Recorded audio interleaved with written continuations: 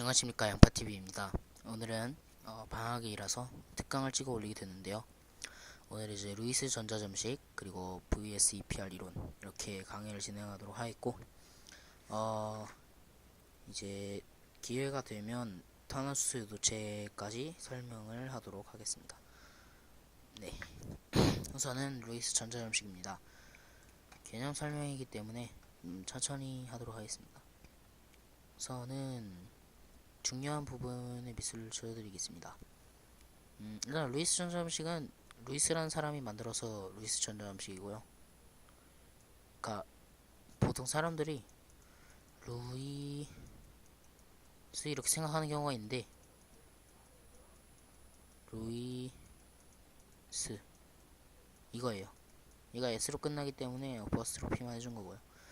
이게 맞는 거고 이거는 아닙니다. 네, 뭐 이런 거는 쏠쏠하게 알아두시면 도움이 될 것 같고, 우선은 루이스 전자점식은 어떻게 그리냐. 일단 이것의 가정을 살펴봅시다. 이것의 가정이 또 상당히 중요한데, 여기 나와 있지 않네요. 가정은 일단 첫 번째, 전자의 편제화를 가정을 합니다. 이게 무슨 소리냐면, 난 편제화라는 건 한쪽에 치우친다는 소리잖아요. 보통이 아니라 실제로는 이 원자핵 주위에 뭐 양성제, 중성제 이렇게 있다고 치고, 이런 식으로 전자구름이 무작위로 이렇게 분포가 되어 있을 거예요. 나중에 일반화학 정도 가시면은 여기에 이제 전자가 존재하지 않는 영역이라고 해서, 그러니까 실제로 오비탈이 가만히 있지 않고 이렇게 왕복 운동을 하는데, 이때 왕복 운동을 할 때 전자 발견 확률이 0인 곳을 이제 마디라고 합니다. 그곳에서 이제 전자가 발견되질 않아요. 그래서 실제 모형을 보시면 이런 식으로 마디가 표시되어 있는 경우도 있고 표시되어 있지 않은 경우도 있는데, 실제로 이런 마디가 있거든요. 네, 참고로 알아두시고, 이렇게 뭐 전자 발견 확률이 동일해요. 실제로는 이 제가 색칠한 부분에. 그러면 여기서 어디서든 전자가 발견될 수 있다는 건데, 물론 여기는 이제 이 이제 가장 가까운 부분이라고 할 수 있겠죠. 여기서 n은 1, 네, 주양자 수가 1인 부분, 이 부분이 이제 여기라고 한다면 모두 같을 것인데, 이제 실제로는 이제 실제로 루이스 전자물질처럼 전자가 이렇게 탁탁 이렇게 탁탁탁탁 이렇게 있지 않아요. 이렇게 있을 수는 없고, 가정을 한 거예요. 여기에 있을 것이다 라고. 그렇게 가정을 하지 않으면 이게 실제로 가정을 하지 않는다면 알 수가 없기 때문에, 편의를 위해서 그러니까 이것의 전자에 그냥 전자들 간의 그러니까 원소에서 이제 전자가 가장 중요하다고 볼 수 있는데, 구조 판단의 편의도 있고, 전자 간에 이제 전자를 이용해서 이 원소들 간의 그런 관계를 이제 파악하는데 편의를 두기 위해서 이제 점으로 표현하는 거고요. 원래의 원칙이라고 해야 되나? 뭐 교수님들 중에 이렇게 루이스 전자식을 뭐 이런 식으로 이렇게 그리시는 분들이 있어요. 원래 저희가 알고 있는 건 이렇게 그려야 맞는 거잖아요. 근데 뭐 어느 게 맞는 거라고 할 수 없지만, 이렇게 그리는 사람도 있고 이렇게 그리는 사람도 있는데, 그거는 딱히 상관없긴 한데, 솔직히 이렇게 그리는 게 더 편하잖아요. 어디가 결합인지 정확히 알 수 있으니까. 그래서 여기 보시면 편의를 위해 선의 형태로 나타내기도 한다 라고 나와 있어요. 그러니까 뭐 엄밀하게 따지자면 점으로 하는 게 맞긴 맞겠죠. 근데 그냥 뭐 이렇게 하는 게 일종의 약속이니까 이것도 뭐 틀렸다고 할 순 없어요. 네. 일단 그러면 이거를 어떻게 그리느냐 보시면, 화면이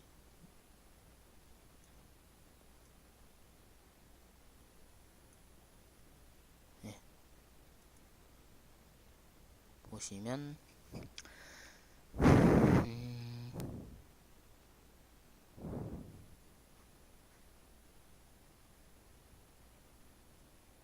전자를 모두 찬다. 그러니까 예를 들어서 OF를 루이스 전자방식으로 표현하여라 라고 하면 우선 원자과 전자의 개수를 파악하는 거예요. 얘는 원자과 전자가 6개고요. 얘는 7개잖아요. 그러니까 총 더하면 몇 개죠? 13개죠. 그러면 이제 OF가 단일 결합을 한다고 일단 가정을 하는 거예요. 실제로 단일 결합일 수도 있고 아닐 수도 있어요. 마이너스 2. 그럼 11개의 전자가 남잖아요. 그럼 이제 바깥 외곽 전자. 여기서 중심 원자를 찾기가 애매한데 보통 중심 원자는 전기 음성도가 작고 원자가가 큰 것을 중심 원자로 설정하는 게 원칙입니다. 여기서 원자가가 무엇이냐? 원자가는 원자가 전자와 다른 개념인데요. 예를 들어서 C의 원자가가 몇이냐 라고 하면 4예요. 이거 뭐 원자가 전자가 4개니까 알기 쉬운데 뭐 다른 리튬 이런 것도 원자가 전자 하나니까 원자가는 하나다 이러면 알기 쉬워요. 근데 질소로 넘어갑시다. 붕탄질. 그러면 얘가 이제 원자가 전자는 5개예요. 근데 원자가는 3입니다. 감이 오시죠? 이게 홀전자 수를 말하는 거예요. 네. 이 바닥 상태에서 홀전자 수. 최각 껍질에 있는 홀전자 수라고 이해하시면 될 것 같습니다. 네. 그러니까 결합을 할 수 있는 가능성이라고 보시면 돼요. 일종의. 네. 결합에 참여하는 게 아니라 직접 결합을 이룰 수 있는 전자의 개수. 네. 이렇게 이해하시면 될 것 같습니다. 어쨌든 얘가 지금 산소가 원자가가 더 크니까 얘를 중심 원자라고 보고 이렇게 단일 결합하고 아까 11개 남았었죠? 그러면은 이렇게 배치를 해주면 6개가 빼질 거고 5개가 남겠죠. 그러면 얘한테 이렇게 배치를 해줍니다. 그러면 얘가 이렇게 돼서 얘가 가져가는 게 이제 하나일 거고 얘가 가져가는 게 하나겠죠. 실제로는 쌍극자 모멘트라고 해서 이쪽으로 더 치우쳐 있긴 해요. 근데 루이스 전자함식에서는 그냥 얘가 정확히 반으로 딱 나눠진다 라고 가정을 하고, 그래서 실제 전화가 아니라 형식 전화라고 형식 전화라는 말을 쓰는데, 예를 들어서 형식 전화는 무엇이냐 하면 CO2의 루이스 전자식을 그려봅시다. CO2가 형식 전화가 있었는 일단 그려봅시다. 그러면 4개가 있고 얘는 6개가 2개니까 12개가 있겠죠. 총 16개의 원자가 전자가 있으니까 C가 원자가가 제일 크죠. 일단 C가 들어가는 데에서 무조건 C가 중심 원자라고 보셔도 무관합니다. 여기서 단일 결합이라고 가정하고 4개 빼줍시다. 그럼 12개가 되니까 외곽에다가 12개 다 배치하면 빵개가 남잖아요. 형식 전화를 따져볼까요? 얘가 7개예요. 얘가 2개예요. 일단 여기서 문제가 발생하는 겁니다. 이렇게 했을 때 얘가 옥텟 규칙을 만족하지 않으면 그 어떤 경우에도 얘는 틀린 거예요. 얘가 일단 전자가 8개가 안 돼, 중심 원자가 8개가 안 된다. 무조건 틀린 겁니다. 아니, 중심 원자가 아니더라도 여기가 8개가 안 된다, 8개가 안 된다. 이거를 구성하는 어떤 거라도 옥텟 규칙을 만족하지 않는다면 그 구조는 틀린 거예요. 자, 그럼 어떻게 해야 되냐? 이럴 경우에는 아까 단일 결합으로 가정했더니 안 됐었죠. 16개에서 4 빼면 12개가 남잖아요.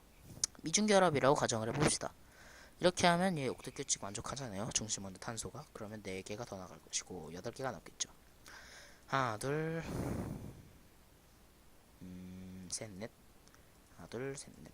이렇게 하면 총 6개니까 형식자가 0이 될 것이고 4개니까 0이 될 것이고 6개니까 0이 될 것이고 하면은 완벽한 구조가 완성이 되겠죠. 네, 실제 구조가 이렇습니다.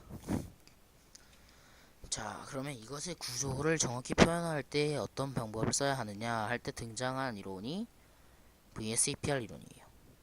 예, 공면구조를 설명해 드려야 되는구나. 공면구조는 무엇이냐면 CO3에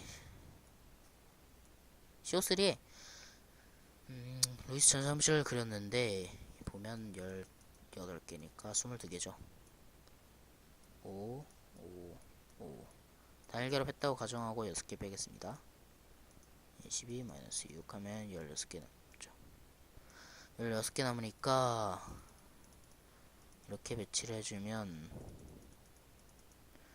16개니까 부족하네요.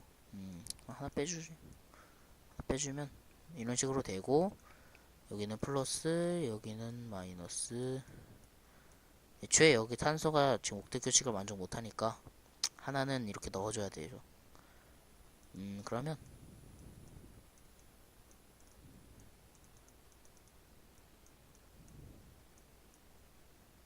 잠시만요. 지금 이렇게 하면 8개 나가니까 22개에서 8개 14개 10개 나갔고 둘, 셋,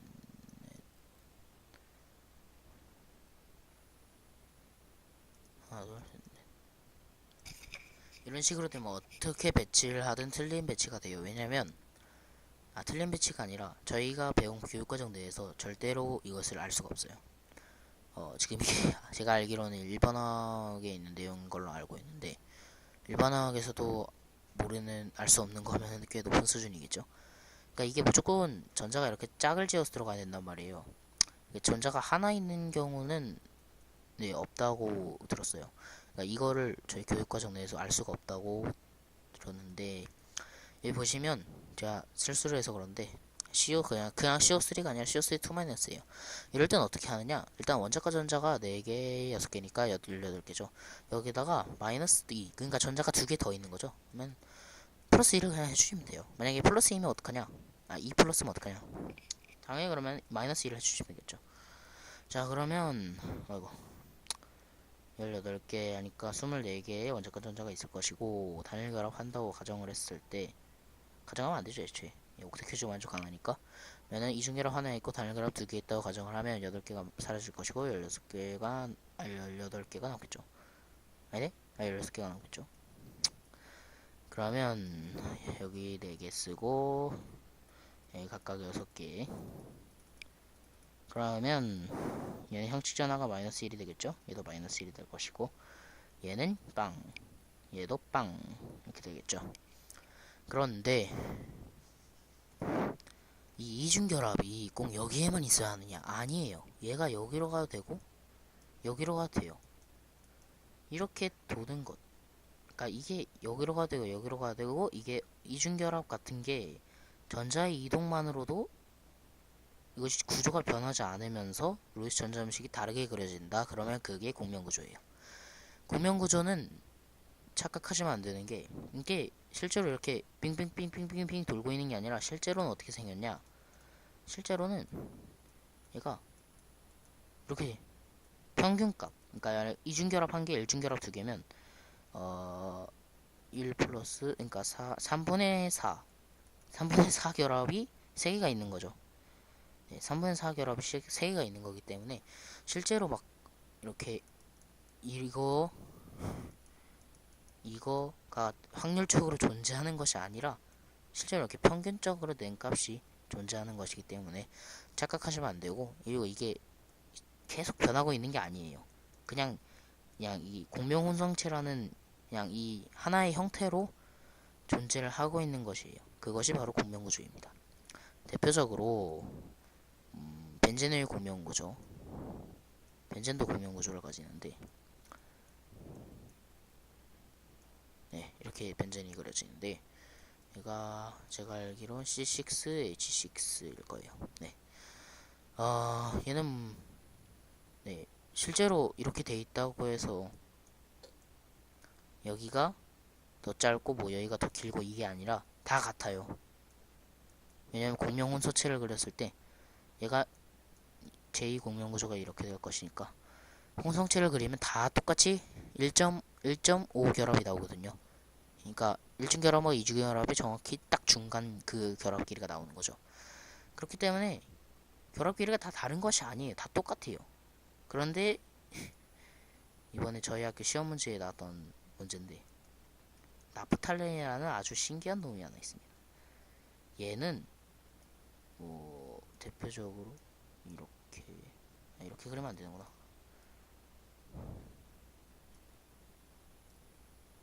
네, 이렇게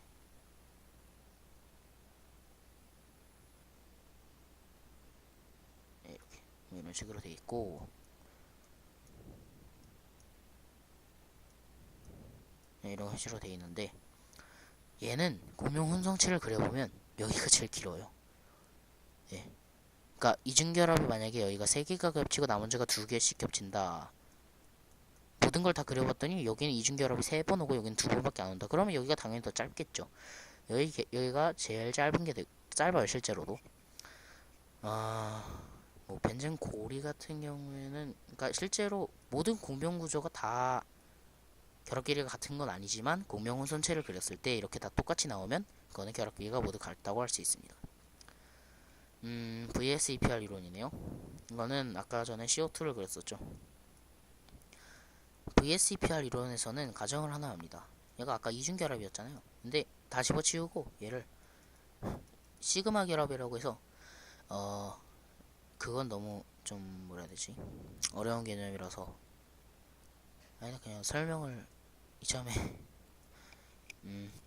이거를 정확하게 이해하려면 어려운데 그냥 기본 틀만 알려드리자면 우선 시그마 결합의 정의는 두 원자핵을 연결한 결합선의 수직 단면이 원형인 결합을 의미합니다. 그러니까 뭔 소리냐면 원자핵이 이렇게 있잖아요.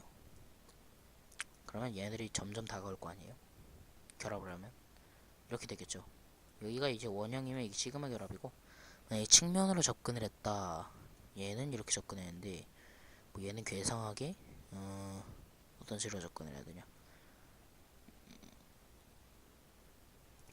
그러니까 시그마 그러니까 이 SO이탈에서는 일어나지 않고 이렇게 되어 있는 PO비탈끼리 이렇게 측면 접근을 해서 이런 식으로 접근을 해서 여기가 이렇게 두 개가 생겨버리면 이게 파이 결합이에요. 만약에 근데 이렇게 접근을 해서 여기가 동그랗게 하나만 생기면 이거 시그마 결합이 되겠죠. 이거를 적용을 하려면 예를 들어서 CO2 이렇게 있으면 얘 하나는 파이 결합이고 얘 하나는 시그마 결합이라고 그냥 암기하셔도 뭐 무관합니다. 솔직히 말해서 이거는 자세히 다룰 필요는 없어요. 솔직히 대학교 가서 배우는 거기 때문에 뭐 그 정도로만 알아주면 될 것 같고 그러니까 시그마 결합만 따지는 거예요. 결론은 VSEPR에서 VSEPR도 대학교 거긴 그래도 VSEPR은 이 원자의 구조를 이해하는 데 큰 도움이 되기 때문에 설명을 드리고 싶었어요. 이게 시그마 결합이라고 생각하시면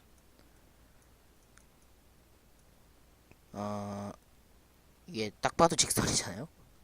근데 이것을 이제 결합수 SN 스테링 넘버 이렇게 좀 까리한 뭐라 해야 되냐 멋진 표현으로 쓰자면 SN이라고 쓰고 이것을 SN2라고 씁니다. 왜냐면 시그마 기록을 생각했을 때 시그마 기록이 두 개잖아요.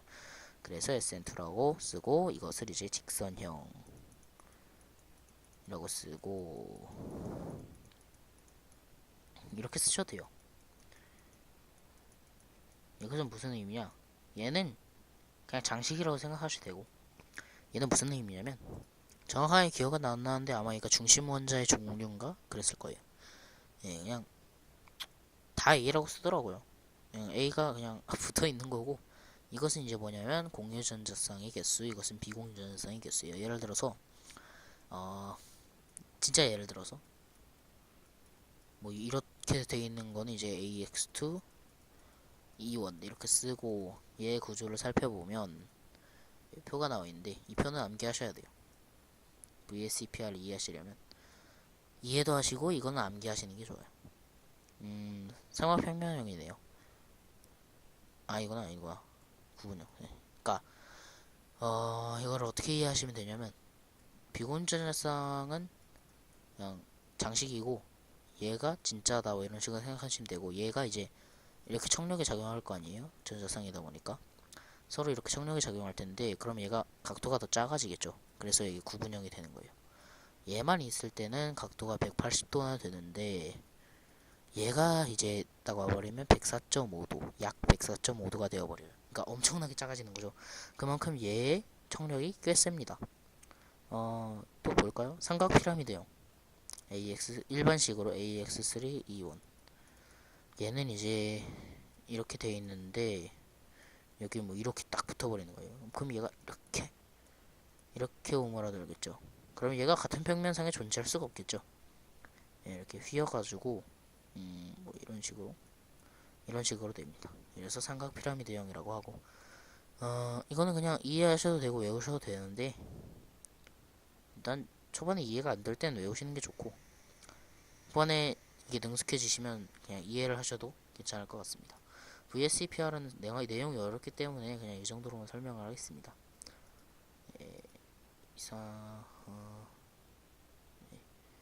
이상으로 영상을 마치겠고요.